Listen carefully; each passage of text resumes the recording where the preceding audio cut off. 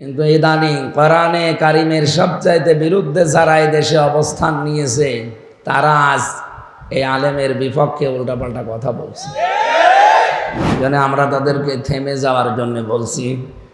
শায়েখ আহমদুল্লাহর কথার পেছনে যেভাবে দলিল আছে আপনার 14 গোষ্ঠী মিলে ওই দলিল দিতে পারবে না। আন্দাজে উল্টাপাল্টা চিল্লান। আহমদুল্লাহ সাহেবকে বলতে চাই, ঘুমটা মৌলবীকে বলতে চাই। অনেকে আমারে বলে যে আমি নাকি আদব রাখি না।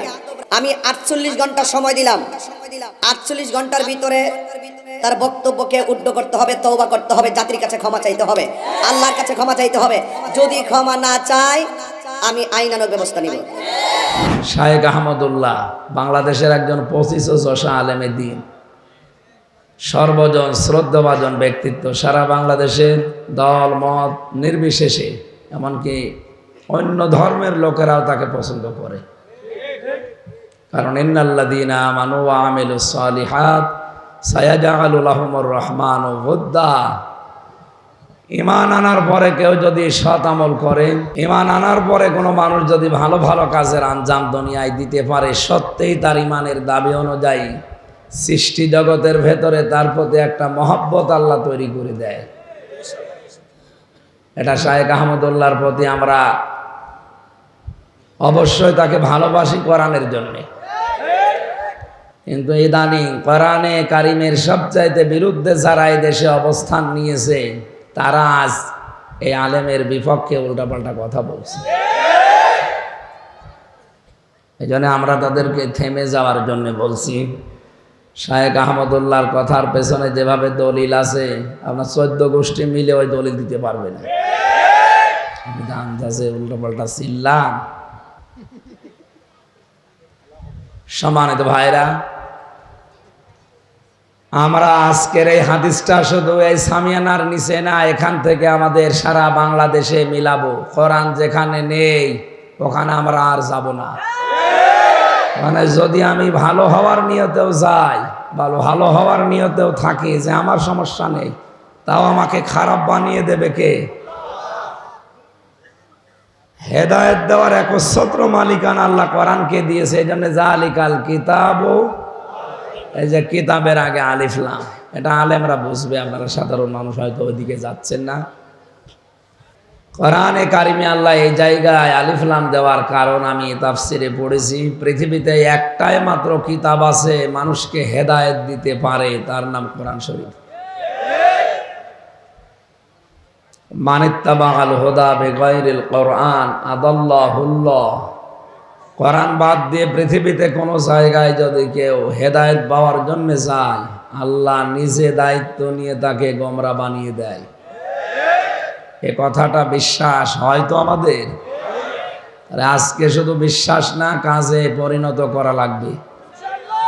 কোরআন যেখানে নেই ওই দল যদি আমার বাবাও তৈরি করে, ও দলে আমি নেই। এটা এত জোরে বলার দরকার নেই, কারণ নারায়ণগঞ্জ তো সমস্যা। এইটা একটু আসতে বলে আমরা এটা একটু জোরে বলতে পারি যে এই পীরের দরবারে কোরআন নেই, ওই দরবারে আমরা নেই। এটা আরো জোরে বলে, আগেরটা জোরে বললে তো আপনার সমস্যা। ওইটা যদি আপনি সত্যি সামিয়ানার নিচ থেকে বের করে মেনে নিতে পারেন যে কোরআন যেখানে নেই ওই রকম দলে আমি যাব না, এ দেশে কোরআন ছাড়া অন্য কোনো দল থাকার কথা?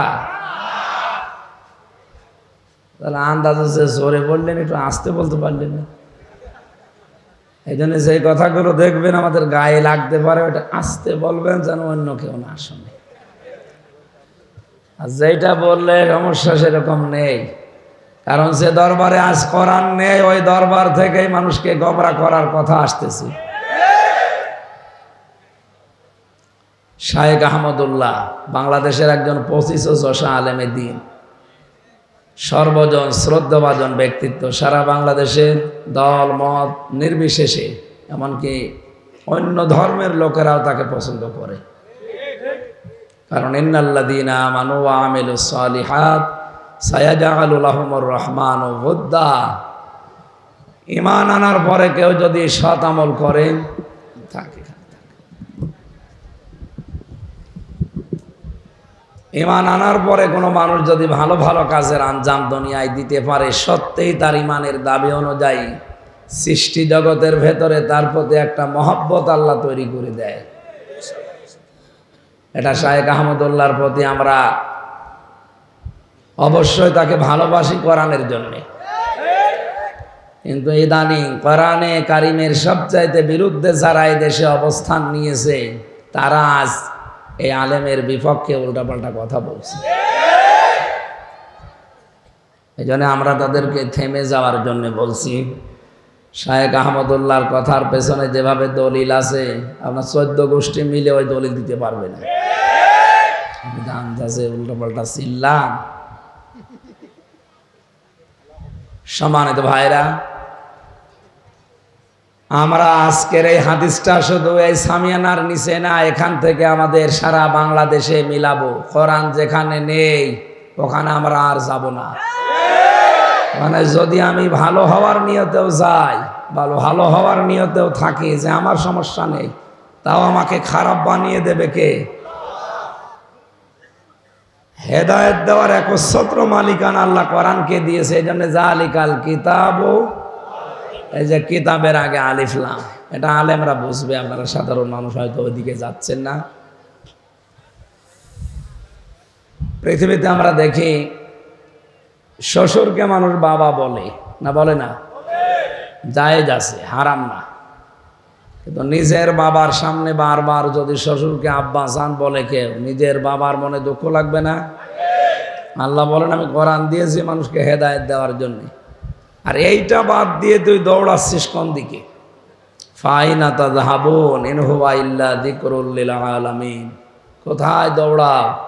এ কোরআন বিশ্ববাসীর জন্য একটা উপদেশ। এটা কি? এই উপদেশ শোনার জন্য আজ আমরা এসেছি, দল মত নির্বিশেষে।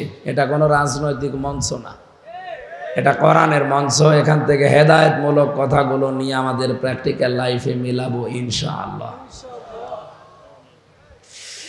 বিশ্বনবী জানিয়েছেন, ইন্নাল্লাযী লাইসা ফি জাওফিহি শাইউম মিনাল কোরআনি কাল বাইতিল খরিব।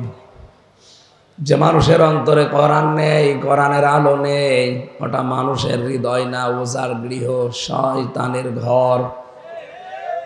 এ দেশে জরিপ পাই আমরা জানুয়ারি মাসে। আমি কোরআন রিসার্চ ফাউন্ডেশনের সদস্য ছিলাম জেলখানায় যাওয়ার আগে 20 সালে। এটা জরিপ পেয়েছিলাম, এই দেশের 100 জনের 95 জন মানুষ কোরআন শরীফ পড়তে পারে না। বলেন তো, নবীর হাদিস অনুযায়ী 100 জনের 95 জন মানুষের অন্তর আছে শয়তানের ঘর হয়ে গেছে। এই জন্য কোরআনে কারিম দিয়ে আমাদের অন্তরকে মানুষের অন্তর বানানো লাগবে। আর আমি এই যাত্রাবাড়ি থেকে পর্যন্ত আসতে যতগুলো কোরআনের মার্কাজ মাদ্রাসা দেখেছি, বাংলাদেশে এরকম খুব কম আছে। এই জন্য এগুলো জিন্দা যারা রেখেছেন তাদেরকে ধন্যবাদ জানাচ্ছি। বলেন আমিন। মান ক্বারাআল কোরআনা, খুব খেয়াল করে শুনবেন, যেহেতু কণ্ঠটা বসা, খুব বেশি সময় কথা বলতে পারবো কিনা জানি না। আজকের তেলাওয়াত কিন্তু আয়াত একটা, এখান থেকে বাস্তবের সাথে মিলিয়ে তাফসীর আকারে কিছু কথা বলবো ইনশাআল্লাহ। এই ছেলে, কথা বলা যাবে না, ওইভাবে দাঁড়িয়ে থাকেন, 1 ঘন্টা মতো ওইভাবে দাঁড়িয়ে থাকেন। মান ক্বারাআল কোরআনা, যে ব্যক্তি কোরআন পড়ে, কি করে? আমি একটা ক্লাস চলছে, এটা ছাত্রের মতো জবাব দেবেন। এখানে বন্দর নাকি থানায় এসেছিলাম একবার 3-4 মাস আগে। ওখানে একটা ক্লাস নিয়েছিলাম, ইব্রাহিম নবীর 50টা পরীক্ষা ছিল, ওর উপরে কয়েকটা বলতে পেরেছিলাম। আজকে আমার আলোচনার বিষয়টা সাবজেক্ট মুক্তিপণ। কি বললাম? যেহেতু এই দেশে খুন আর গুম বেড়ে গেছে, গুম করলে অনেকে মুক্তিপণ চায়, কথা বলছে না কেন? আমি চিন্তা মানুষ, গুম হই না, এমনিতেই ধরে নিয়ে এসে আমার বাবারে বলছে 10 লাখ টাকা দেন, নাই তো বাকি যা করার করব। বাবা ভয়তে 8 লাখ টাকা দিয়ে দিয়েছে। বলেন সুবহানাল্লাহ। আউযুবিল্লাহ মানে 24 ঘন্টা আমার বাবা জানতো না যে আমি কোথায় আছি, অথচ বাড়ি থেকে আমার ধরে নিয়ে এসেছে আল্লাহর ওলিরা। বলে 24 ঘন্টা পরে যদি বাবা 8 লাখ টাকা অলরেডি দিয়ে দেয়, বাকি আরো 224 গেলে ও বাড়ি ঘর বিক্রি করে দিত না? মুক্তিপণটা বড় কঠিন বিষয়। এটা আমরা সামনে কোরআনে আয়াতের সাথে এটা একেবারে জীবনের সাথে কিয়ামতের সাথে মিলাবো। আল্লাহ যেভাবে কঠিনভাবে দিয়েছেন আমরা ওইভাবে কঠিনভাবে একটু ডেলিভারি দেব মাঝে মাঝে। ডোজ একটু কঠিন হলে মেনে নেওয়া যাবে না? ঠিক আছে, আল্লাহ যখন যে ফোর্সে বলে ওই ফোর্সটা দেওয়া লাগে। তো যেখানে এলাপতি লাগবে ওখানে হোমোপতি কিয়ামত পর্যন্ত দিলেও দেখা যাচ্ছে সারছে না। হাদিসের প্রথম শব্দ হচ্ছে যে ব্যক্তি কোরআন পড়ে। কোরআন পড়া বলতে আমরা কি বুঝি? আজকে আমি আসরের নামাজ পড়েছি আপনাদের এই তাহফিজুল কোরআন ইন্টারন্যাশনাল মাদ্রাসায়। এখান থেকে আসর মাগরিব প্রায় ইশার আগ পর্যন্ত ছিলাম, পুরাটা ঘুরে ঘুরে দেখলাম। কোরআনে কারিম পড়ার ব্যাপারে এখানে যে বিষয়গুলো প্রিন্সিপাল সাহেবের সাথে দেখলাম, আল্লাহ তাআলা কোরআনে জানিয়েছেন আল্লাযীনা আতাইনাহুমুল কিতাবা ইয়াতলুনাহু হাক্কা তিলাওয়াতি, যাদেরকে আমি কোরআন দিয়েছি তারা আমার এই কোরআন হক আদায় করে তেলাওয়াত করে। কি আদায় করে? তাফসিরে মুনিরের ভেতরে এসেছে কেউ যদি হক আদায় করে পড়তে চায় কোরআন, 4টা শর্ত তাকে মানা লাগবে। আমি ওখানে 2টা পেয়েছি। কয়টা বলেন? 1 নম্বরে ওয়ারাত্তিলিল কোরআন তারতিলা, কোরআন পড়লে তারতিলের সাথে স্পষ্টভাবে থেমে থেমে পড়ো। হ্যাঁ, ওখানে ওইটা আছে। শায়েখ কে ওনার নাম? নেসার আহমেদ, ভালো মানুষ লোকটা। ওনার আচরণ আমার ভালো লেগেছে। ওনার পড়ার স্টাইল যেটা শুদ্ধ, ওইভাবে পড়বেন। ইন্টারন্যাশনাল হাফেজগুলো উনি সারা বিশ্বে মুখ উজ্জ্বল করছে। বাংলাদেশের যারা তার অন্যতম এই মাদ্রাসাটা। তাই আমরা বলছিলাম ওখানে শুদ্ধ করে কোরআন পড়ানো হচ্ছে, তাসবিহদের বিভিন্ন নিয়ম নীতি যেগুলো আছে এই অনুযায়ী। 2 নম্বর এটা বুঝতে হবে। দেখলাম বোঝার জন্য বিভিন্ন সিস্টেম উনি চালু করেছে, হয়তো কাঙ্ক্ষিত মানের ভাবে না হলেও হচ্ছে, ডেভেলপ হবে আস্তে আস্তে। 3 নম্বরে কোরআনে কারিমের হক হচ্ছে কোরআন নিজে জীবনে আপনি প্র্যাকটিক্যাল লাইফে মিলাবেন। যখন যেটা পড়বেন ওইটা জীবনে মিলানো লাগবে। সূরা নাস আর ফালাকে 11টা আয়াত আছে। কয়টা? হযরতে ওমর যিনি জান্নাতের গ্যারান্টি পেয়েছিলেন দুনিয়ায়, এই লোকটা সূরা নাস আর ফালাক জীবনে সেভ করতে তার সময় লেগেছিল 11 বছর। আমারে আপনি পড়তে দেন, মাত্র 1-1.5 মিনিটে সূরা নাস ফালাক পড়ে আরো সময় বাকি থাকবে। আমার মনে হয় হযরত ওমর আমার মতো পড়তে পারতো না। হ্যাঁ, ওনার 11 বছর লেগেছে কেন? উনি যখনই পড়েছেন কুল আউযু বিরাব্বিন নাস, হে নবী আপনি বলেন আমি আশ্রয় চাই মানুষের রবের কাছে। কার কাছে বলেন? রব কি? না না, রব আল্লাহ কোন জায়গায় আছে? রব মানে আল্লাহ। রবের 19টা অর্থ আছে। প্রধানত তার প্রথম অর্থ রব মানে লালন পালনকারী। চাওয়ার আগে যিনি আমাদের চাহিদা পূরণ করে লালন পালন করেন তার নাম রব। নেই থেকে শুরু করে আস্তে আস্তে পূর্ণতায় যিনি পৌঁছিয়ে দেন, আরবিতে তাকে বলে রব। তাকে কি বলে? আমি নেই ছিলাম, কি ছিলাম? আমার মনে হয় এখন আমার 33 বছর বয়স। 34 বছর আগে হামজা নামে আমার নাম এই দুনিয়ায় ছিল না? ছিল না। হালাতা আলাল ইনসানি হাইনুম মিনাদ দাহরি লাম ইয়াকুন শাইয়াম মাযকুরা, মানুষের জীবনে কি এমন সময় যায়নি যখন সে উল্লেখ করার মতো কিছু ছিল না? সে সময়টা আমার জীবনে 34 বছর আগে। কয় বছর? বাবার স্ফলিঙ্গ দিয়ে দ্রুত গতিতে 1 ফোঁটা নাপাক পানি বের হয়। বিজ্ঞান প্রমাণ করছে 1 ফোঁটার ভেতরে 40,000 হামজা বানানোর ক্ষমতা আল্লাহর থাকে। ফালিয়ানজুরিল ইনসানু মিম্মা খুলিকা মিম্মা দাফিকি ইয়াখরুজু মিন বাইনিস সালবি ওয়াত তারাইব। মানুষ কি নজর করে দেখে না কি জিনিস দিয়ে তাকে আমি বানালাম?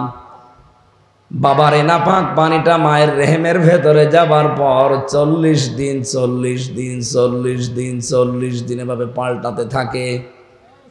এই পানিটা দিয়ে আমি আল্লাহ 4টা জিনিস তৈরি করি: চুল, রগ, হাড় আর পর্দা। মায়ের রেহেমের ভেতরে যে নাপাক পানিটা ছিল এইটা দিয়ে আরো 4টা জিনিস আমি বানাই: রক্ত, গোশত, চর্বি আর চামড়া। 4 4 8টা জিনিস যখন এক হয়, বিজ্ঞান এখন প্রমাণ করছে মানুষকে তৈরি করে পৃথিবীতে আনতে কমপক্ষে 13টা জিনিস লাগে। কয়টা? আপনার মার বাবা মিলে দিয়েছিল কয়টা? 8টা। বাকি আছে, বলেন বলেন। কোরআনে কারীম জানিয়েছে ওয়াজাআলা লাকুমুস সামআ ওয়াল আবসারা ওয়াল আফইদা ইলা আখিরি আয়া। সূরা নাহাল 14 নম্বর পারার 14 নম্বর পৃষ্ঠার 14 নম্বর লাইনের 78 নম্বর আয়াতের শেষের দিকে আছে। তাফসিরে ফি জিলালিল কোরআনে পাবেন। আল্লাহ পাক বলেন, আমি আল্লাহ নিজের এই রব নামের কারণে তোকে শ্রবণ শক্তি, দর্শন শক্তি, বাক শক্তি, আকেল শক্তি আর ঘ্রাণ শক্তি, এই 5টা জিনিস আমি আল্লাহ দয়া করে দান করি। হামজা একটাও যদি তোরে কম দিতাম দুনিয়ায় আসতে ঠিক, কিন্তু অপূর্ণাঙ্গ হয়ে। যদি বাক শক্তি না দিতাম বোবা হয়ে আসতে। বাবা মানুষ নেই? মাত্র 2 দিন আমি কথা বলতে পারি নাই। আমি বহু চেষ্টা করেছি কিন্তু কথা আমার বের হয় না। রংপুরে ছিলাম 2-3 দিন। এলাকার গরিব মানুষ তো, ওরা ফ্যান দিতে পারে না আপনাদের মতো। দিনের বেলায় মাহফিল ছিল, গা ঘেমে ঘাম গায়ে বসে গলা বসে গেছে। আজকে ধনী এলাকায় এসেছি তো এজন্য অসুবিধা নেই। ওখানে থাকার পর 2 দিন গলা এমন বসা বসেছিল, চিকিৎসা যত রকমের আছে যে যা বলেছে তাই খেয়েছে। না, কণ্ঠ কার হাতে? খলাকল ইনসান আল্লামাহুল বায়ান। মানুষ আমি বানিয়েছি আর কথা বলা আমি শিখিয়েছি। বিজ্ঞান এখন জানিয়েছে যে কয়েক ইঞ্চি জায়গা গলার ভেতরে, একটা কথা তৈরি হতে 27টা ধাক্কা লাগার পর একটা কথা তৈরি। আর কোরআন আর হাদিস জানিয়েছে প্রত্যেকটি জায়গায় একজন করে ফেরেশতা বসে আছে। এই স্তরে স্তরে ফেরেশতারা এর কাছ থেকে ওর কাছে, ওর কাছ থেকে ওর কাছে নিয়ে নিয়ে 27 নাম্বার স্তরে দেওয়ার পর একটা কথা তৈরি হয়ে এই মুখ দিয়ে বের হচ্ছে। আল্লাহ মনে হয় ফেরেশতাদেরকে বলেছিল, হামজাকে এই দায়িত্ব পালন করার দরকার নেই, তোরা একটু রেস্টে থাক। আমার যে কি অবস্থা ছিল এই 2 দিনে। বাংলাদেশ থেকে বিদেশ থেকে যত মোবাইল এসেছে সারাদিন এরে দিয়ে ধরিয়েছি। আরে রাতের বেলা বের হয় না যতটুকু না পারলেই না, এইভাবে কথা বলতো। গতকালকের মাহফিলটা বন্ধ করে দিয়েছিলাম, হয়নি, কণ্ঠে পারেনি। এর আগের দিন টাঙ্গাইলে খুব কষ্ট করে ঘন্টাখানি কথা বলেছিলাম, আর আজকে একটু হালকা হালকা বের হচ্ছে। আল্লাহ যদি বাক শক্তিটা না দিত 2 দিনে আমার যা মনে হচ্ছে কি হয়তো আপনি টের পাচ্ছেন না। তাই দর্শন শক্তি আল্লাহ দিয়েছেন দয়া করে। এই পাশের জেলা কুমিল্লা 17 সালে একটা মাহফিলে আমি খাবার খাচ্ছিলাম এক অন্ধের পাশে বসে। হঠাৎ বিদ্যুৎ চলে গেল, আমরা চিল্লা পাল্লা করছি। লোকটা আমার হাত চেপে ধরে বলছে, হুজুর মাত্র 2 মিনিট কারেন্ট চলে গেছে, আপনারা চিল্লাচ্ছেন। অথচ আজ 40 বছর আমার জীবনে কারেন্ট নেই। কই আমি তো চিল্লালাম না, আমি ছোটবেলায় দেখতে পেতাম। এরপরে একটা অসুখ হওয়ার পরে আমি অসুস্থ হয়ে আমার চোখ দুইটাই হারিয়েছি। এই 40টা বছর আমি দুনিয়া কি কিছুই জানি না, দিন রাত আমার কাছে সমান মনে হয়। ওই দিন আমার আর একটা তথ্য দিয়েছিল হুজুর, চোখ যাদের আছে তারা তো দেখে দিনের বেলায়, ঘুমিয়ে থাকলে তারা স্বপ্নে দেখে। আমরা যারা অন্ধ, দিনের বেলা রাতের বেলা তো দেখি না, ঘুমিয়ে থাকলেও কিছু দেখি না, শুধু একটা আওয়াজ শুনি। ওই দিন আমি বুঝে ফেলেছি যে আল্লাহ আমারে কি দিয়েছে। রমজানে আমি ওমরা হজে ছিলাম, একটা ভিডিও দেখাচ্ছিল, ওখানে মাত্র 11 বছর বয়সের একটা কোরআনের হাফেজ অন্ধ বিচারক জিজ্ঞাসা করছে, তুমি তো এতগুলো দেশের ভেতরে ফার্স্ট হয়েছো, এত সুন্দর তেলাওয়াত, কিন্তু তোমার চোখ নেই, তোমার আফসোস লাগে না? আল্লাহর প্রতি তোমার কোনো অভিযোগ নেই? ছেলেটা বলছে, ওস্তাদ কোনো অভিযোগ নেই, আমি আরো আনন্দে আছি। আনন্দে আছে মানে চোখ নেই, এরপরে আনন্দে আছে মানে কেবল তোমার জীবন শুরু। সারাটা জীবন এভাবে অন্ধ হয়ে থাকা লাগবে। একটা বারের জন্য আল্লাহর প্রতি কোনো অভিযোগ অনুযোগ তোমার আসে না যে আল্লাহ তুমি আমার চোখ দিলি না কেন, আমি তো খারাপ কাজে বের হয়েছি না? তোমার কোরআন আমি অলরেডি 11 বছর বয়সে অন্ধ মুখস্থ করে ফেলেছি, চোখটা দিলে আমি আরো এগিয়ে যেতে পারতাম। ছেলেটা চোখের পানি ফেলে দিয়ে দেখলাম বলছে, ওস্তাদ কিয়ামতের ওই কঠিন ময়দানে মানুষকে যখন আল্লাহ একা একা সামনে ডাকবে, ওয়াকুল্লুহুম আতিহি ইয়াউমাল কিয়ামাতি ফারদা। সূরা মরিয়মের 95 নম্বর আয়াতে আল্লাহ জানিয়েছেন কিয়ামতে প্রতিটি মানুষকে আল্লাহ ডাকবেন স্রেফ একা একা। কয়জন করে? আল্লাহ তার নিজের সামনে ডাক দেবে হামসাকে। এই 33 বছর জীবনের জীবনের প্রতিটি নিয়ামতের পঙ্খানো হিসাব দিয়ে তারপরে সামনে যাওয়া লাগবে। ছেলেটা বলে, বিচারপতি বা বিচারক ওস্তাদ, আল্লাহ যদি আমাকে কিয়ামতে ডাক দিয়ে বলে, আব্দুর রহমান তোর পা থেকে মাথা পর্যন্ত একটা একটা করে নিয়ামতের জবাব দে, পা থেকে শুরু করে মাথা পর্যন্ত আসতে যখন চোখ পর্যন্ত আসবে, আল্লাহকে অন্তত ডাক দিয়ে বলা যাবে, রব্বুল আলামিন তুমি তো আমাকে চোখ দাওনি, দুনিয়া কি আমি কিছুই জানি না, মায়ের পেট থেকে আমি অন্ধ, এই ওসিলা হলো আজকে তুমি আমার চোখের দিকে তাকিয়ে মাফ করে দাও। এই ছোট 11 বছরের ছেলেটার চিন্তা ভাবনা আর আমাদের চিন্তা কোথায়? আকাশ পাতাল পাল্টানো। কোরআনে কারিমের সূরা নাহলের এই 78 নম্বর আয়াতের তাফসীর পড়ার পর আমি দেখেছি আল্লাহ পাক নিজের পক্ষ থেকে যে 5টা জিনিস রব নামের কারণে আমাকে দান করেছেন, একটাও যদি কম দিত কিয়ামত পর্যন্ত আমি অপূর্ণাঙ্গই থেকে যেতাম। কবরে যাওয়ার পরও মানুষ বলতো এটা কানার কবর, বলেন এটাই ন্যাংড়ার কবর।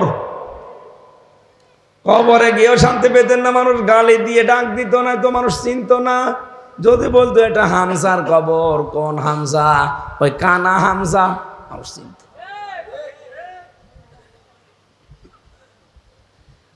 8, 5, 13টা জিনিস যখন এক হয়, ফেরেশতারা তখন বলে, রব্বুল আলামিন এর কি বানাবো এবার বলেন, এর আকৃতি কি দেব? ওয়াল্লাযী ইউসাউবিরুকুম ফিল আরহামি কাইফা ইয়াশা। তিনি সে আল্লাহ যিনি মায়ের পেটের ভেতরে তোমাদের এটা ছেলে বানাবে না মেয়ে বানাবে সিদ্ধান্ত দেয় হামজা। কে? বলেন বলেন। সুতরাং ছেলে হোক মেয়ে হোক আপনারও হাত নেই, বড় হাত নেই, হাত কার? এই জন্য বড় পরে রাগ করা মানে মা। বলেন বলেন, কেউ যদি জেনে শুনে আল্লাহর উপরে রাগ করে ওর ঈমান আর থাকবে? এরকম মূর্খতা যদি এলাকায় কেউ করে থাকেন তওবা করে ফিরে আসবেন। আমার ভাইরা, আমার শিক্ষা দেওয়ার বিষয় ছিল এখানে। হযরত ওমর একটা একটা করে ভাবে মিলাতেন। রব মানে প্রতিপালক, রব মানে আইনদাতা। আমার 3.5 হাত বডির ভেতরে দেখি তো আল্লাহর আইন চলে কিনা, আমার পরিবারে আল্লাহর আইন আছে কিনা, আমার রাষ্ট্রে আল্লাহর আইন আছে কিনা, এগুলো মিলিয়ে মিলিয়ে 19টা যখন পুরা মিলাতে পারতেন তখন বলতেন মালিকিন নাস। এই কারণে তার নাস ফালাক পড়তে লেগেছে 11 বছর, আর আমাদের লাগে 1.5 মিনিট। কোরআন পড়ার অর্থ আমি তাহফিজ হলো কোরআনে আজ 2-3 ঘন্টা সময় ব্যয় করে যেটা বুঝলাম, শুদ্ধ করে পড়ার নিয়ম আছে, কোরআন বোঝারও সিস্টেম চালু করছে, কিন্তু এটা আমার প্র্যাকটিক্যাল লাইফে মানা লাগবে। হযরত ওমরের মতো এভাবে সেট করে করে এই সিস্টেম আজ অনেক জায়গায় নেই, আর আমরা অনেকে জানিও না এটা। বসে বসে উনি তেলাওয়াত করছে সকালবেলা ফজরের পর, ওয়ালা ইয়াহুদ্দু আলা তাআমিল মিসকিন। আল্লাহ পাক বলেন মিসকিনকে যারা খাবার দেয় না, খাবার দেওয়ার জন্য উৎসাহ দেয় না মানুষকে, এই মানুষগুলো আর যাই করুক কিয়ামতে বিশ্বাস করে না। অথচ উনি পড়ছিল, তেলাওয়াত করছিল, আর আইতাল্লাযী ইউকাযযিবু বিদ্দিন। হে নবী, আপনি কি দেখেছেন ওই মানুষগুলো যারা কিয়ামত বিশ্বাস করে না? নবীজি বলেন কই, আমার কাছে যারা আসে এরা তো সবই মনে হয় কিয়ামতে বিশ্বাসী। আল্লাহ পাক বলেন না, ফাযালিকাল্লাযী ইয়াদউল ইয়াতীম। যারা এতিমের গলায় ধাক্কা দেয়, মিসকিনদেরকে খাবারের ব্যবস্থা করে না। ও কোরআন পড়ছে আয়াত, একজন অসহায় মানুষ, ভিক্ষুক, ফকির, একজন মিসকিন এতিম এসে একটু সাহায্য চেয়েছে, কোরআন শরীফ পড়া বন্ধ করে সামর্থ্য অনুযায়ী তাকে কিছু দেওয়ার দরকার ছিল। কথা বলেন? তাহলে এইটা হয়তো 3 নাম্বার শর্ত, এটা বাস্তব জীবনে আমল। 4 নাম্বারটা বড় কড়া, কঠিন। কেউ যদি বলে আমি কোরআন পড়ি, তাহলে তাকে শুদ্ধ করে পড়া লাগবে, অর্থ বোঝা লাগবে, ওটা প্র্যাকটিক্যাল লাইফে মানা লাগবে। 4 নাম্বারে ওটা যেন মানুষ মানতে পারে এই ব্যবস্থা করে দেওয়া লাগবে। এদেশে ওই সিস্টেম আছে? ওইটাই তো চেয়েছিলাম, যে শুধু নিজে শুদ্ধ করে পড়বো না, শুধু নিজে বসবো না, নিজেই মেনে নেব না, আমি মানুষকে মানাতে চাই। এরকম একটা ব্যবস্থা, এরকম একটা পরিবেশ তৈরি করতে চাই। এই কারণে 3 বছর ছেলে আমি। কোন কারণে আপনি ছেলে আমারে রাখলেন বলেন? আমি কি আপনার মেয়ের দিকে তাকিয়েছিলাম? বলেন না। এই গল্প বন্ধ করেন না কেন? কোরআন পড়ার যে 4টা শর্ত বললাম, আমি সহ যারাই আছি, আল্লাহ আমাদেরকে আমাদের প্র্যাকটিক্যাল লাইফে এই 4টা শর্ত মেনে কোরআন হক আদায় করে পড়ার তৌফিক দিন। দ্বিতীয় শব্দ কি? ফাস্তাজহারাহু, যে ব্যক্তি কোরআনকে এজহার করে। এজহার মানে না, এজহারের 99টা অর্থ আছে। এজহার মানে স্পষ্ট করা, এজহার মানে দাঁড় করানো, এজহার মানে বিজয় করা, এজহার মানে কায়েম করা, এজহার মানে প্রকাশ করা, এজহার মানে জানানো। তার মানে কোরআন যে পড়ে শর্ত আদায় করে, হক আদায় করে, আর কোরআনকে দাঁড় করানোর জন্যে, বিজয়ী করার জন্য যারা দুনিয়ায় চেষ্টা চালাবে, এরকম মানুষ তো এখন দেশে বেশি নেই। আর এই কথা বললে অনেকে রাজনীতি মনে করে মন খারাপ করে। কোরআন বিজয় করা লাগবে, কোরআন কায়েম করা লাগবে, প্রতিষ্ঠিত করা লাগবে। কথা শোনার পরে যদি কারো কাছে রাজনীতি মনে হয়, এটাই রাজনীতি। যদি কারো মন খারাপ হয়, কসম করে বলছি ওর পেছনের আমল আল্লাহ সব নষ্ট করে দিয়েছে। এটা তো আমি বানিয়ে বললাম। সূরা মুহাম্মদ 9 নম্বর আয়াত, যালিকা বিআন্নাহুম কারিহু মা আনজালাল্লাহু ফাআহবাতা আমালাহুম। আল্লাহ কোরআনে যা নাযিল করেছেন মানে না এমন না। যদি কেউ কোনো বিধান শোনার পরে মন খারাপ করে, সঙ্গে সঙ্গে ফাআহবাতা আমালাহুম, ওর পেছনের সব ভালো কাজ আল্লাহ নষ্ট করে দেয়। এই আয়াত অনুযায়ী আমি এই চোখ দিয়ে দেখতে পাচ্ছি বাংলাদেশের 100 জনের 85 জন মানুষের আমল নষ্ট হয়ে গেছে। 85 জন বললাম কেন না জানি, আমি আবার ওর ভেতরে আছি কিনা আল্লাহ জানে। কোরআনের কথা মেনে নেওয়া স্বতঃস্ফূর্ত ভাবে তো দূরের কথা, কেউ যদি শুধু মন খারাপ করে এত মানা যায়, আপনার পেছনের সব কাজ আল্লাহ ধ্বংস করে দিয়েছে। এই হিসাবে বলেন তো এ দেশে এরকম মানুষ নেই কেন? কোরআনে সার করার জন্য বললেন বলেন। এর পরের যে 2টা শব্দ খুব গুরুত্বপূর্ণ। এখানে যারা বিভিন্ন মাদ্রাসায় হাদিস পড়ায়, মুহাদ্দিস, জিজ্ঞাসা করেন মাঝখানে নবীজি ফা দিয়েছেন। ফা অক্ষরটা আরবি গ্রামার অনুযায়ী বালাগাত মান থেকে 13টা অর্থে ব্যবহার হয়। কয়টা? আগের এই 2টা শব্দ যদি কেউ মেনে নিতে পারে, পরের যে সমস্ত বিষয়গুলো আসবে অবশ্যই আল্লাহ তার জীবনী কার্যকর করবে। শব্দের দিকে আমি খেয়াল করার জন্য বলছি আলেমদের। প্রথম ছিল যে ব্যক্তি কোরআন পড়ে, পড়ার হক কয়টা? বলেন বলেন, আরো জোরে বলেন। কালকে কেউ এভাবে ক্লাস নিলে বলতে পারবেন কোরআন পড়ার হক কয়টা? এই 4টা হক আদায় করে যারা পড়ে, এরপরে কোরআনকে এজহার করার জন্য যারা চেষ্টা চালায়, কোরআনকে বিজয়ী করার জন্য দুনিয়ায় যারা সর্বাত্মক চেষ্টা চালায়, কায়েম করে দেখানো ফরজ না, চেষ্টা করা ফরজ। তাহলে ফাহাল্লা হালালাহু ওয়া হারামা হারামাহু, এর ভেতরে বর্ণিত হালালকে হালাল আর হারামকে হারাম জানার পরে ছেড়ে দেয়। কেন আল্লাহর নবী ফা দিয়ে আবার শুরু করলেন? কারণ কোরআন যদি বিজয়ী থাকে ওই সমাজে হালালকে হালাল জেনে মেনে নেওয়া সহজ হয়। কোরআন যদি বিজয়ী থাকে হারামকে হারাম জানার পরে ছেড়ে দেওয়া সহজ হয়। কোরআন যে দেশে বিজয়ী নেই, যে সমাজে বিজয়ী নেই, ওখানে হালালকে হালাল জানার পরও আপনি মানতে পারবেন না। এরকম জায়গা নেই, নাম ধরা লাগবে। হারামকে হারাম জানার পরও আপনি ছাড়তে পারবেন না। কি কথা বলেন না কেন? এই জন্যই নবীজি জানিয়েছেন কোরআন যারা পড়ে আর এজহার করার জন্য চেষ্টা চালায়, তখন এর হালালকে হালাল হারামকে হারাম জানার পরেও ছেড়ে দিতে পারবে। কি হবে জানো? আদখালাহুল্লাহুল জান্নাহ, আল্লাহ নিজে দায়িত্ব নিয়ে তাকে জান্নাতে দিবে। না দিয়েছে না? আপনি আলেম না? এখানে কি সমস্যা আপনাদের? আমি কিন্তু পরে একটা ঘুরে জিজ্ঞাসা করব কি বললাম। এখানে নড়াচড়া একটু বেশি হচ্ছে, আপনি না শুনতে মনে চায় ঘুমিয়ে থাকেন।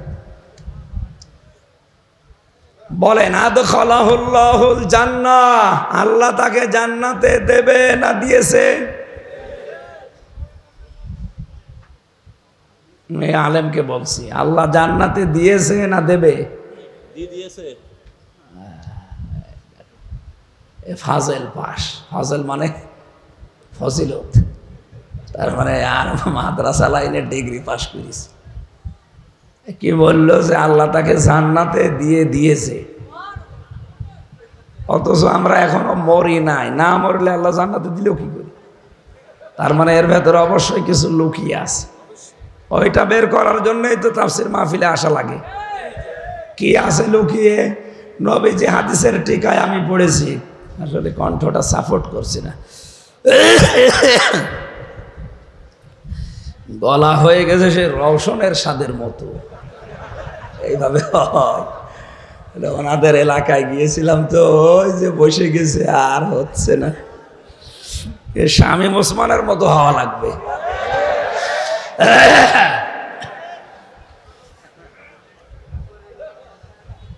কি বলছিলাম বলেন তো? কেউ যদি কোরআন পড়ে আর কোরআনকে বিজয়ী করার জন্য চেষ্টা চালায়, তাহলে সে হালালকে হালাল, হারামকে হারাম জেনে মেনে নিতে পারবে।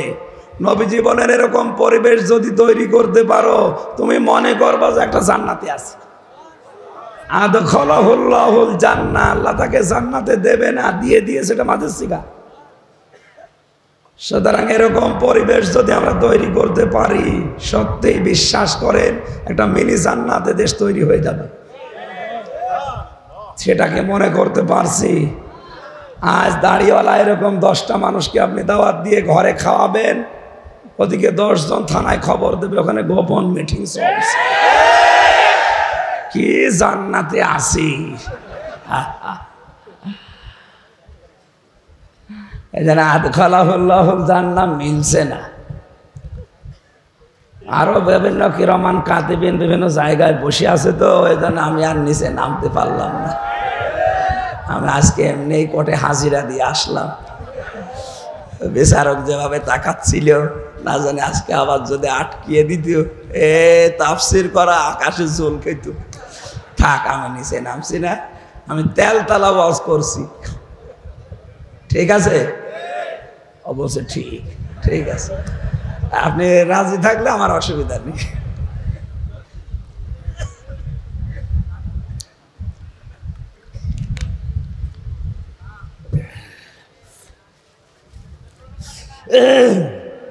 গরম পানি আর লাগবে না, গরম পানি। সুবহানাল্লাহ, আলহামদুলিল্লাহ। এটা একটু সরাও, এটা পায়ে লাগছে।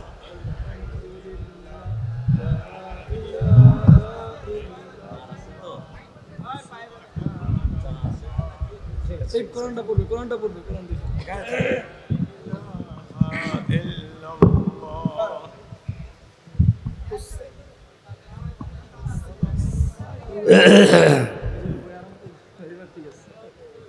ঠিক আছে,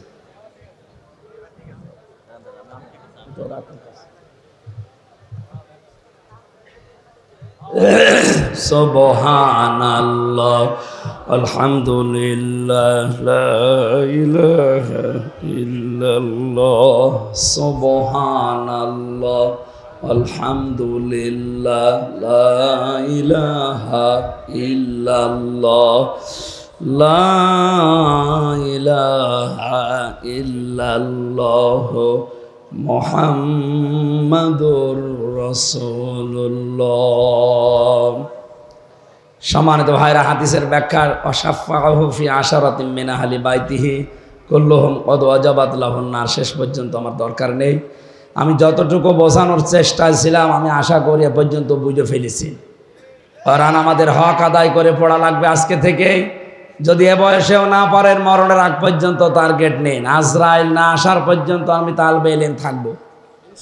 কারণ তালবে ইলম অবস্থায় যদি আলিফ বা তাসা পড়তে পড়তেও মারা যান, আপনার কবরে আর কোনো হিসাব নেই, বিনা হিসাবে জান্নাত পেয়ে যাবেন।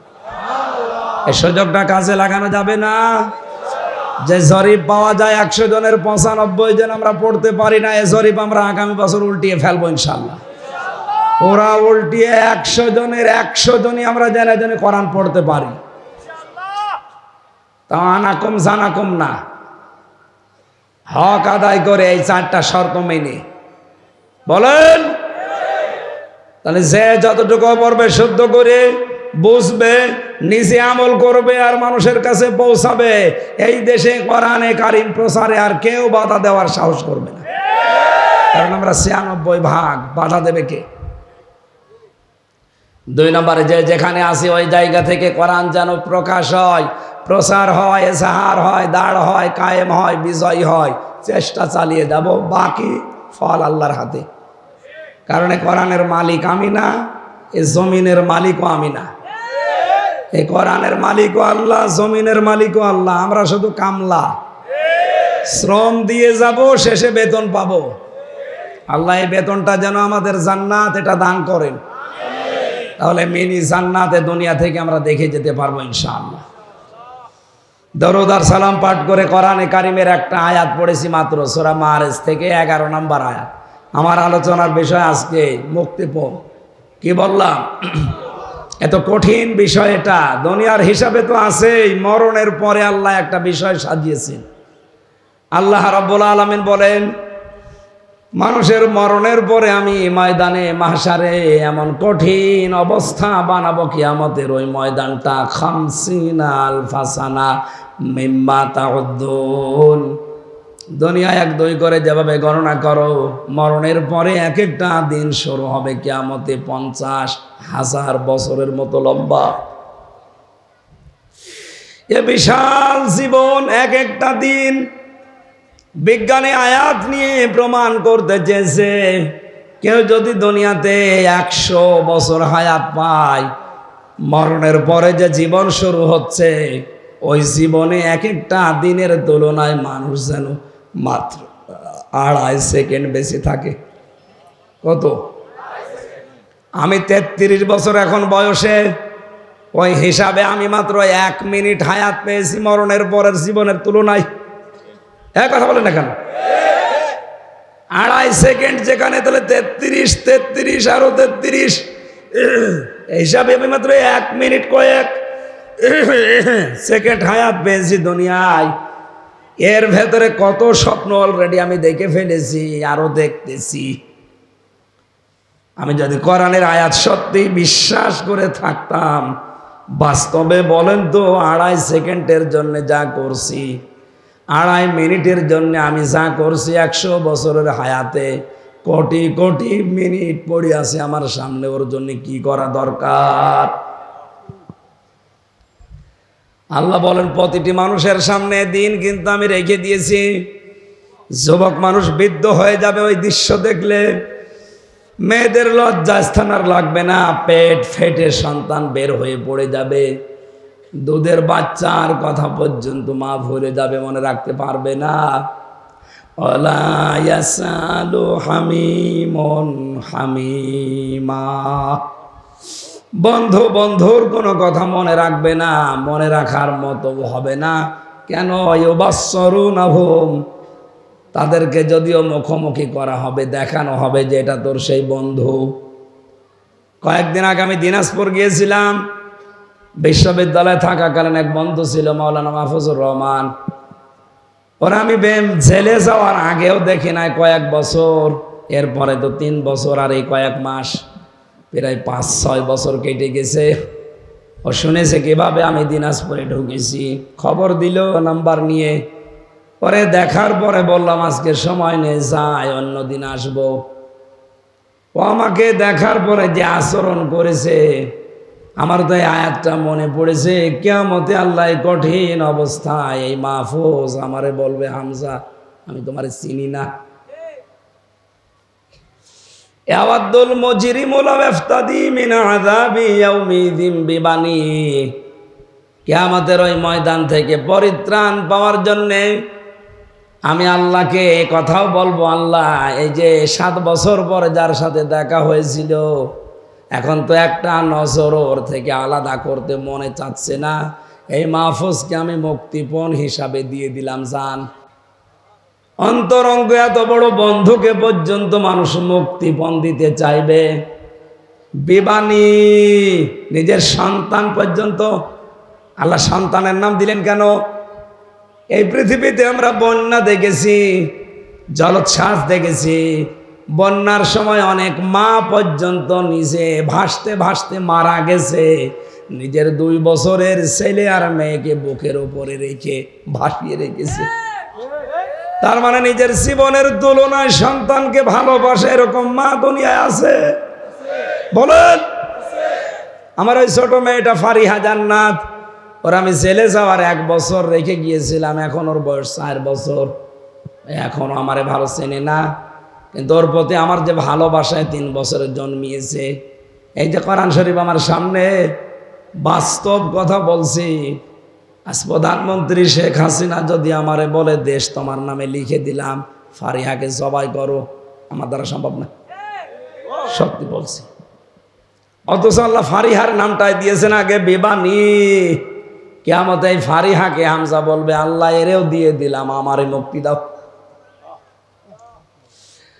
নারায়ণগঞ্জবাসী, বিষয়টা বলতে আমি যত সহজে বলছি, এটা প্র্যাকটিক্যালে কি অত সহজ? বলেন, আপনি বাস্তবে ওই সম্মুখীন হন তো দেখি। ইব্রাহিম আলাইহিস সালাম হয়েছিলেন 80 বছর বয়সের সন্তান হওয়ার পরেও 13 বছর খোঁজ খবর নেননি। 13 বছর পরে সে বলছে, আল্লাহ আমাকে পাঠিয়েছে তোমাকে জবাই করার জন্য। আমার মনে হয় আমাদের মতো ছেলে মেয়েরা হলে বলতো, তুমি কি বাবা না কসাই, ভণ্ডামি করতে এসেছ। জন্মের পরে আর খবর নাওনি, এ মরুভূমিতে রেখে গেছো 13 বছর পরে এখন এসেছো বাবার দাবি নিয়ে আবার জবাই করার জন্যে। তোমার মতো বাবা আমি মানি না। অথচ ইসমাইল নবী বলেছিলেন, বাবা হুকুমটা আল্লাহর, আমি আপনার আল্লাহর বিধান, আমার আল্লাহর বিধান মানতে ওই পরিমাণে রাজি আছি যে পরিমাণে আপনি রাজি আছেন। আল্লাহ এখানে শব্দের দিকে খেয়াল করে দেখবেন, ফালাম্মা আসলামা ওয়া তাল্লাহু লিল জাবিন। আল্লাহ পাক বলেন, দুইজনেই যখন এগ্রি হয়ে গেছে তখন আল্লাহর বিধান তারা মানতে সহজ হয়েছে। তাফসিরে ফি জিলালিল কোরআনে মুফাসসির বলেন, আসলামা আল্লাহ দিলেন কেন? তাসনিয়ার সিগা দিয়েছেন এই জন্যে, ইসমাইল নবী যদি বলতেন আমি সবাই করব, আল্লাহর বিধান আমি মানব, ইসমাইল নবী যদি বলতেন না আমি এটা হতে দেব না, আমার জীবন আমি দেব না, আল্লাহর বিধান মানা হতো? বলেন বলেন, পারতো না। আবার ইসমাইল যদি বলতেন হ্যাঁ আমি সবাই হব, আল্লাহর বিধানে আমি রাজি আছি, ইব্রাহিম নবী যদি বলতেন না আমার মায়া লাগে, 80 বছর বয়সে ধরে পেয়েছি আমি করব না জবাই, আল্লাহর বিধান পালন হতো। বাংলার মুসলমানেরা কেন এই আয়াত পড়েন, শিক্ষা নেন না? শুধু এই টুপিওয়ালা গুলো হেফাজত জামাত চরমনাই কি করবে দেশে, আর এদেরই দায় পড়েছে নাকি ইসলামে দেশে কায়েম করার। আপনি মুসলমান না? হ্যাঁ কথা বলেন না কেন? আপনার আগা কাটা নেই না? অনেকের কাটা নেই, এই যে এটার কাটা নেই, এই ওটো, হ্যাঁ এর কাটা হয়ে যায়। এরকম কয়েকটা আছে, তাছাড়া বাকিদের সবই কাটা আছে। অন্তত আপনি টুপি তো মাথায় দিয়ে আছেন। এখন আমরা আজ যারা দেশের দায়িত্বে আছি 1734 জন মানুষ, প্রধানমন্ত্রী শেখ হাসিনা থেকে শুরু করে আপনাদের এলাকার উপজেলা চেয়ারম্যান পর্যন্ত, এই মানুষগুলো যতদিন পর্যন্ত ইব্রাহিম আলাইহিস সালামের ভূমিকায় অবতীর্ণ না হবে, 16 কোটি জনগণ আমরা যারা, তারা যদি ইসমাইল নবীর ভূমিকায় এগিয়ে না আসি, কিয়ামতের আগে দেশে ইসলাম কায়েম হবে না।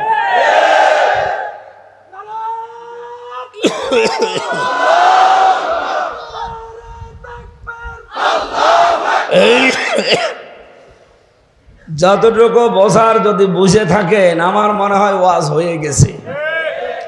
আমরা আহ্বান যারা যারা দায়িত্বে আছেন, আপনারা ইব্রাহিম নবীর ভূমিকায় আসেন।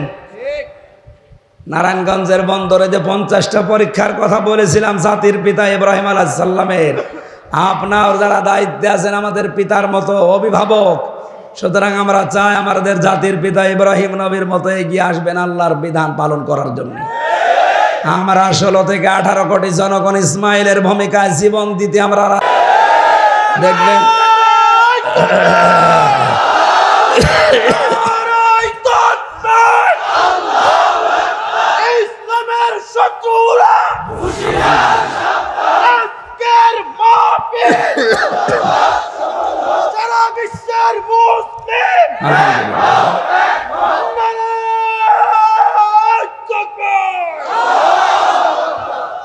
ইসলামের শত্রু নেই এদেশে, 4 ভাগ অন্যান্য উল্টো লোক আছে, 96 ভাগ আমরা। সুতরাং আমাদের ওই চিন্তা নেই, ও শত্রুতা করেও কিছু করতে পারবে না। বহু চেষ্টা চালাচ্ছে, এখনো পর্যন্ত ষড়যন্ত্র বন্ধ নেই। বিভিন্ন রকমের সূক্ষ্ম ষড়যন্ত্র চলছে। না, আপনি পারবেন না। আপনাকে আমি কোরআন সামনে নিয়ে আল্লাহর দিকে তাকিয়ে বিশাল জনসমুদ্র সামনে নিয়ে গ্যারান্টি দিচ্ছি, এদেশে এখনো যারা ষড়যন্ত্রে আছেন থামেন, পারবেন না। যা যা ষড়যন্ত্র করছেন ওখানে থেমে যান, কিয়ামতের আগে দেশ থেকে ইসলাম বিদায় করা সম্ভব না। যত চেষ্টা চালাচ্ছে তত বেড়ে যাচ্ছে। কি করেছেন আমারে 3 বছর আটকিয়ে? আগে 20,000 মানুষ হতো, এখন 50,000 হচ্ছে। এই জন্য হবে না এভাবে, এই সিস্টেম বাদ দেন, আদর্শ নিয়ে আসেন। আমরা এসেছি রসুলের আদর্শ নিয়ে। পৃথিবীর কোনো আদর্শ এখানে আর হবে না, এই জায়গায় সব জিরো। বলেন। এই জন্য আমাদের উচিত হচ্ছে, আমরা সবচাইতে আপন যেটাকে বলি সন্তান, আমার ফারিহাকে পর্যন্ত যদি কিয়ামতে আমি দিতে চাই, তে আর কে বাকি থাকে? আল্লাহ এরপরও আরেকজনের নাম দিয়েছে। আল্লাহ পাক বলেন, ওয়াসাহিবাতিহি ওয়া আখি। মানুষ কিয়ামতে তার বউকে পর্যন্ত মুক্তিপণ দিতে চাইবে। কাকে? বলেন বলেন। এমনকি তার ভাইকে, ওয়াফাসিলাতিহিল্লাতি তুবি, তার জ্ঞাতি গোষ্ঠী, তার দলের লোক যারা তাকে আশ্রয় দিত, বিভিন্ন জায়গায় আকাম কোকাম হন্ডামি করে আসলে এলাকায় যারা তারে আশ্রয় দিত, তারা পর্যন্ত বলবে, আল্লাহ এগুলো নিয়ে নাও। অমাং ফিল আরদি জামিআ, পৃথিবীর যত সম্পদের মালিক সে ছিল, স্থায়ী অস্থায়ী সব আল্লাহর কাছে বিনিময় হিসাবে বলবে, এগুলো নাও। সুম্মা ইউনজি, এরপরেও তুমি আমাকে বাঁচাও। বাংলার মুসলমানেরা একটু খেয়াল করেন আয়াতগুলো, আল্লাহ কত শক্তভাবে আমাদের জানাচ্ছেন। এই কথাগুলো বলতে বলতে আল্লাহ হঠাৎ করে আলোচনার ধরনটা পাল্টিয়ে ফেলেছেন। আল্লাহ পাক বলেন, এতগুলো জিনিস মানুষ আমাকে দিতে চাচ্ছে মুক্তিপণ হিসাবে বাঁচার জন্যে। কাল্লা, কখনোই না। ইন্নাহা লাজ, তাকে আমি লাজয় প্রবেশ করাবো। কোথায়? বলেন বলেন। লাজা কি? না, জাহান্নামের একটা দরজা। এখানে যারা আলেম আছে তারা বাদ দিয়ে আমার মনে হয় সাধারণ 100 জনের 99 জন ভুল করবে। যদি বলি জাহান্নাম কয়টা, বলবে 7টা। কোন জায়গায় পেয়েছেন আপনি কোরআনে? না, নেই। কোরআনে আছে জাহান্নাম একটা, আর জাহান্নামের দরজা 7টা। কয়টা? এটা তো আমি বানালাম নাকি? সূরা হিজর 14 নম্বর পারার 3 নম্বর পৃষ্ঠা 9 নম্বর লাইনে 44 নম্বর আয়াতে আছে, আল্লাহ পাক বলেন জাহান্নাম একটা, লাহা সাবাতু আবওয়াব, এর দরজা 7টা। দরজা লিকুল্লি বাবিম মিনহুম জুজউম মাকসুম। দুনিয়াতে যে যে ধরনের অপরাধ করবে, কিয়ামতে আল্লাহ তাকে ওই দরজা দিয়ে প্রবেশ করিয়ে শাস্তি দেবে। আজ নারায়ণগঞ্জের মানুষকে বোঝাতে চাই আমরা কোন ধরনের অপরাধ করছি আর কোন দরজা দিয়ে প্রবেশ করার উপযুক্ত হচ্ছি। যদি এখন ওই 7টা দরজার যে কোনো দরজার সামনে থাকি, ওখান থেকে ফিরে জান্নাতের দরজা আছে কয়টা? না না, জান্নাতের দরজা 8টা। শুধু শুনেছেন, কোনোদিন পড়েছেন? পড়েননি। কোরআনে কারিমে আল্লাহ 100টা জান্নাতের স্তরের কথা দিয়েছেন। কয়টা? 100। ওই 100টা দরজা খোলা আছে, স্তর বানানো আছে। যে যেই দরজার সামনে দিয়ে যাওয়ার সৌভাগ্য অর্জন করতে পারবেন আজকের আলোচনা থেকে শেষ পর্যন্ত। আমরা বলছিলাম জাহান্নামে একটা দরজা 7টা। কারণ কি? প্রাইমারি একটা স্কুল, এখানে 1 থেকে 5 পর্যন্ত পড়ায়। স্কুল কয়টা? বলেন বলেন। ক্লাসরুম, দরজা, যে যেই ক্লাসে পড়ে ওই দরজা দিয়ে সে প্রবেশ করে। আল্লাহ বলেন জাহান্নামও একটা। দুনিয়ায় যে যে ধরনের অপরাধ করবে তার কেসেমে ওইটা জুটবে, তার ভাগে। তাহলে আজকে আপনি মেলাবেন আপনি কোন অপরাধে আছেন আর কোন দরজা দিয়ে আল্লাহ আপনাকে প্রবেশ করাবে। তার প্রথম নম্বর দরজার নাম হচ্ছে এই লাজা। নাম কি বলেন বলেন? কি এটা? নাজ্জাতাল লিশাওয়া। আল্লাহ বলেন দরজা দিয়ে প্রবেশ করানোর সঙ্গে সঙ্গে মানুষের চামড়া খসে যাবে। কথা শুনতে যত সহজ মনে হচ্ছে, বিষয়টা অত সহজ। আমি রিমান্ডে ছিলাম 10 দিন। ওখানে আমাকে দেখেছি, আমি তো মূল্য চুরির মামলা কিছুই জানি না, তাই 10 দিন। যারা অস্ত্র নিয়ে ধরা পড়েছে, মার্ডার মামলার আসামি, এই মানুষগুলোকে যারা রিমান্ডে নিয়ে যায়, তারা বলে যে মধু সোনা এ দুধ খাও, হ্যাঁ, এই যে নখ তুলে নেয়। আমাকেও বিভিন্ন জিনিস দেখিয়েছিল, কিন্তু আমার তোলে নাই। তা আমার সামনে অনেকে তুলেছে। জীবিত মানুষের যদি নখ তুলে নেয়, বলেন তো, এরপর আবার এরপর লবণ ছিটিয়ে দেয়। নখ তুলে নেওয়ার পরে যদি লবণ ছিটায় জীবিত মানুষ, ও তো এমনি অজ্ঞান হয়ে যাওয়ার কথা। আর বাকি যে জায়গায় বিভিন্ন জিনিস দেওয়ার কথা, অত তো বলাই যাচ্ছে না। এই যে এখানে যাওয়ার পরেও কিন্তু চামড়া খসে যায়নি। আমি একটা ঘরের ভেতরে 11 ঘন্টা দাঁড়িয়েছিলাম এক পায়ে, কিন্তু আমার কিছুই হয়নি। আমার কষ্ট হয়েছে, আমার চামড়া খসেছে। বলেন, আমার চোখ বাঁধা ছিল, হাত বাঁধা ছিল, আমার হাতে টাঙানো ছিল, অসুবিধা নেই, কিন্তু আমার চামড়া খসে নাই। আল্লাহ নাজ্জাতাল লিশাওয়া দিয়েছে। এ ঘরে প্রবেশ করাতে সঙ্গে সঙ্গে চামড়া খসে চলে যাবে। তার মানে এমন এমন যন্ত্রপাতি সেট করা আছে, ঢুকলে চামড়া খসে যায়। এই জায়গাটা অত সহজ? বলেন, কেন দেবে এখানে?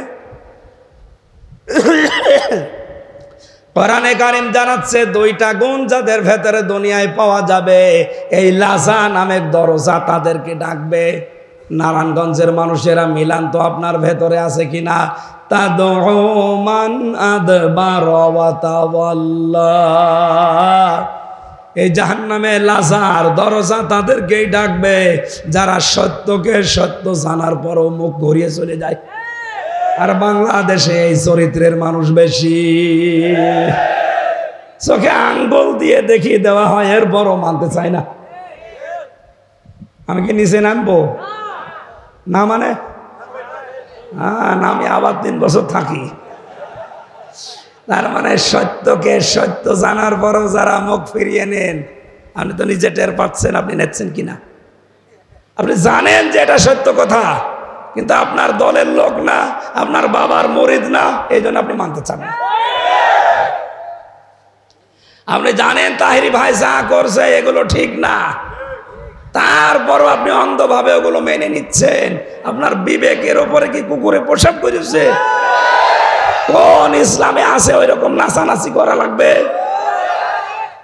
সত্যকে সত্য আঙ্গুল দিয়ে দেখিয়ে দেওয়া হচ্ছে, এরপরও মানতে চাই না। এই চরিত্র যাদের আছে, বিবেক যাদের কাজে লাগে না, এর দলিল পাবেন সূরা মুলকের 10 নম্বর আয়াত। ওয়াকালু লাউ কুন্না নাসমাউ আও নাকিলু মা কুন্না ফি আসহাবিস সাঈর। যারা জাহান্নামে যাবে তাদেরকে জিজ্ঞাসা করা হবে কেন আসলে? ওরা বলবে আমাদের আকেল ছিল, বিবেক ছিল, আমরা কাজে লাগাইনি। আর আমরা শোনার পরও না শোনার ভান করেছিলাম। তার আপনি শোনার পরও, সত্যকে সত্য জানার পরও যদি না মানেন, 2 নম্বরে কি? ও জামা ফাআওয়া। যারা মাল সম্পদ জমা করে আর এগুলো সংরক্ষণ করার জন্য সব সময় চেষ্টা চালায়।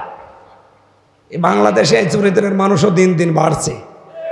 কি করে জমা করবে জমা করবে জমা করবে, আর এগুলো কি করে সংরক্ষণ করা যায়, সে বৈধ হোক আর অবৈধ হোক। দেশে জায়গা হচ্ছে না, অনেকের বেগম পাড়া বানাচ্ছে। এখানে মাল শব্দটার অর্থ পেয়েছি আমি 4টা। কয়টা? বলেন বলেন। মালের প্রধান অর্থ হচ্ছে নেককার স্ত্রী। আর নেককার স্ত্রী বলা হয় ওইটাকে যে স্বামী বাইরে থেকে বাড়িতে আসলে স্বামীকে আনন্দ দেওয়ার জন্য যেভাবেই হোক স্বামীকে খুশি করে। সে সাজগোজ দিয়ে, কথাবার্তা দিয়ে, এমনকি কাতো দিয়ে হলো, অসুবিধা নেই। সম্মানিত মা বোনেরা, স্বামী বাইরে থেকে আসলে যদি ওকে খুশি করার জন্য আপনি দাঁত বের করেন হাসতেছে, যেই কয়টা দাঁত বের হবে ওই কয়টা নফল নামাজের সওয়াব হবে। এবারে সুবহানাল্লাহ জোরে বলার দরকার নেই, বাড়ি যেয়ে দেখবেন দাঁত কেলিয়ে পড়ে আছে, ও আর বন্ধ হচ্ছে না। কেন? হুজুর বলল যেই কয়টা দাঁত দেখবা ওই কয়টা নফল হজের সওয়াব, যা আছে সব বের করে দিলাম। না, আপনাকে স্বামী অনেক বড় জিনিস, খুশি করার চেষ্টা করবেন। এখানে প্রশ্ন আসতে পারে মা বোনদের, ওই যে দুইজন মহিলা দাঁড়িয়ে আছে, ওরা যদি বলে হুজুরে ওয়াজ থামান, ওই এমন জল্লাদের সাথে বিয়ে হয়েছে, শাহজাহান জল্লাদ, ও জীবনে কোনোদিন একটু পাউডারও কিনে দেয় না, আমি মাখবো কি? এরকম জল্লাদ নেই দেশে। না, স্ত্রীর জন্য যদি সাজগোজের জন্য খরচ করেন, এটা আবার রেকর্ড করছি, কিন্তু এখনই ম্যাডাম শুনবে, লাইভ চলছে। আমার মনে হয় এই হাদিস না বলাই ভালো হবে না, যদিও আমি এই ওমরা থেকে আসার সময় ওর মেকআপ বক্স দিয়ে এসেছি, সুতরাং আমার বলা অসুবিধা নেই। না, স্ত্রীর সাজগোজের জন্য কেউ যদি খরচ করে, যদি মাসে 2000 টাকা ওর পেছনে খরচ হয়, মনে করবেন এটা আল্লাহর রাস্তায় দান করলাম। সুবহানাল্লাহ বলছেন না কেন আমি জানি, কারণ এগুলো তো দেন না। বলে 22 বছর বিয়ে করেছে, 22 বছরে 2200 টাকাও সাজতে দেয়নি। লোকের বর সাজগোজ দেখে খুব আনন্দ পান। সম্মানিত মা বোনেরা, আজ বাংলাদেশে পরকীয়া প্রেম বাড়ার পেছনে, স্বামীগুলো অন্য জায়গায় লাইন করার পেছনে কারণ আপনি। আপনাকে আল্লাহ যা দিয়েছে, যার পেছনে ও ছোটে, ওরা ওকে আল্লাহ তাই দিয়েছে। আপনি ওইভাবে থাকেন না, এই জন্য অন্য জায়গায় লাইন করে। অবশ্য ঠিক, তার মানে নারায়ণগঞ্জ এরকম 2 নম্বরই চলছে, চালান 180 মাইল বেগে। মা বোনেরা সেই যে থাকবেন, স্বামী আসলে এটা আপনার ইবাদত। এটা কি 2 নম্বরে? স্বামী যখন বাড়িতে আসবে, তার যে সম্পদ এবং তার সন্তান, এটা যেন ইসলামের পথে থাকে, এই চেষ্টা করবেন ও যখন বাইরে যাবে। 3 নম্বরে, স্বামীর মন যেটা চায় ওটা যদি জায়েজ হয়, আবার বলছি, স্বামীর মন যেটা চায় ওটা যদি জায়েজ হয়, জীবন থাকতে মানা লাগবে। আমি সহ যত স্বামী এখানে বসে আছে, প্রত্যেকটা স্বামী চায় বিয়ের পরে আমার মা বাবা যেন আমার সাথে থাকে, কিন্তু 100 জনের 98টা বউ এটা চায় না। বলেন বলেন না, মেয়েরা আপনি নেককার হতে পারবেন না। কি করবেন দুনিয়ায় এত সম্পদ দিয়ে আর এত আরামে থেকে? কি করবেন? আপনার আখেরাত নষ্ট হয়ে যাচ্ছে। এই জন্য স্বামী যদি জায়েজ কোনো কাজ চায়, জীবন থাকতে ওইটা মেনে নেন, কষ্ট হোক।